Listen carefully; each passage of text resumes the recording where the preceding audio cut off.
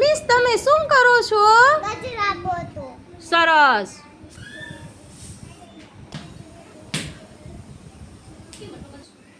હવે તમે શું કરશો કચરા પોતા પછી?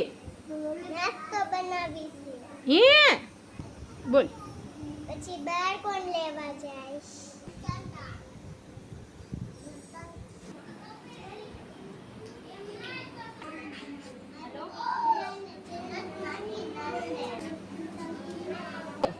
છોકરાને જે વજન ઊંચાઈ કરાવવા જવાનો છે.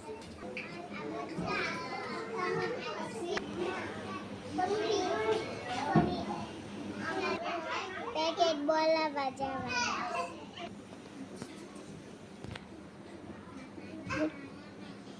કિશોરીને પેકેટ આપો.